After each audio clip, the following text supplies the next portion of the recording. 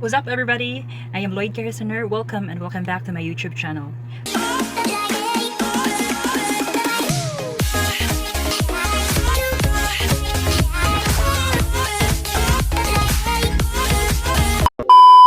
For today's video, guys, we will be doing an unboxing.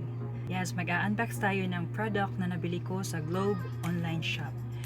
And since hindi ko pa afford yung magpa-postpaid plan, bumili na lang ako ng prepaid wifi sa Globe. And yeah, nabili ko to through online. So let's check what's inside. Well, actually guys, nabuksan ko na to nung na-receive ko to kasi tadaan, kasi gusto ko i-activate yung free 10 gigabytes sa prepaid wifi na to. And yun, nabuksan ko na. Tapos na-activate ko na rin at saka nagagamit ko hanggang ngayon. So let's see what's inside. So guys, nabili ko lang to sa halagang 999 pesos. Tsaka wala nang shipment fee, wala nang delivery fee kasi sa mismong Globe online shop na ako nag-order.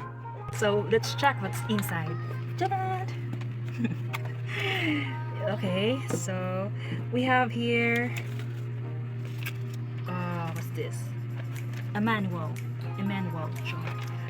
Dito nakalagay kung paano siya ikabit. So basta how to assemble this one. And we also have here a quick user guide. Yeah, a quick user guide.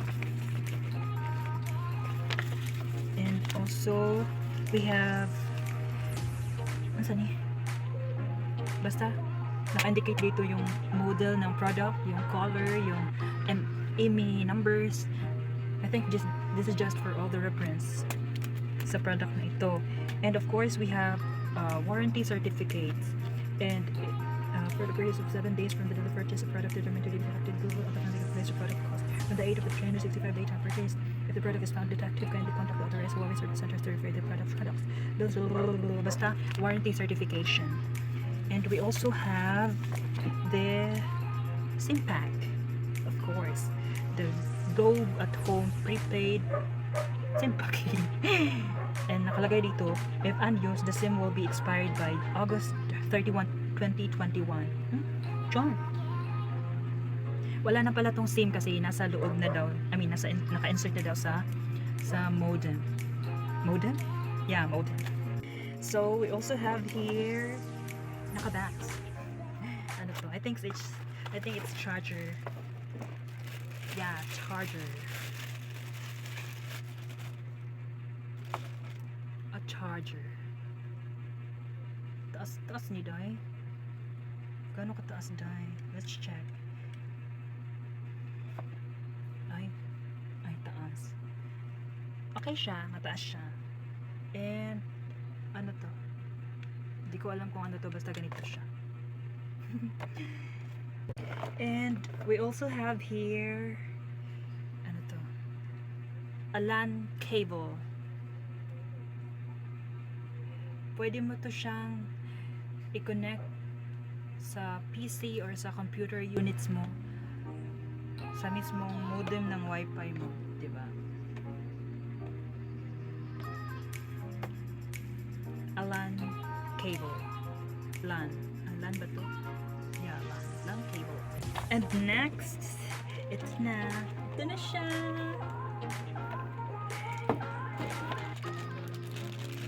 Tada! So,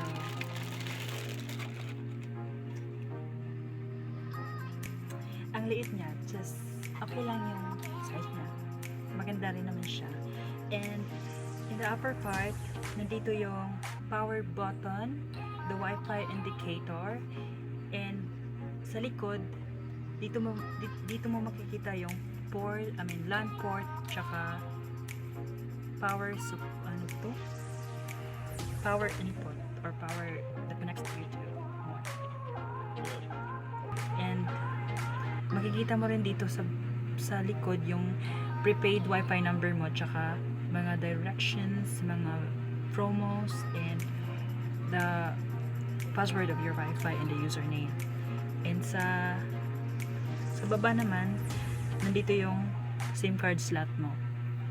And sa harap, ito yung power indicator and Wi-Fi indicator. And ano tong tatlo to? Basta signal indicator. Strength, signal strength indicator, parang ganyan din. So, okay naman siya. Actually, nagamit ko na to. Hindi naman siya talaga masyadong loading. Pero depende siguro kung ano location ka or nasa bukid ka. And wala masyadong signal dyan. So, yun yung nag-loading. Pero sa paggamit ko dito, okay lang naman siya. At least, nakaka-upload ako ng mga videos. So, yun na yun guys. Nabasa ko na lahat. Wala na lahat. Yun lang ang laman nito. Ingat nito. Char. So, that's it for now guys. For those who haven't yet subscribed to my YouTube channel, please subscribe and also click the notification bell below to be updated on my next YouTube video. So, bye-bye for now.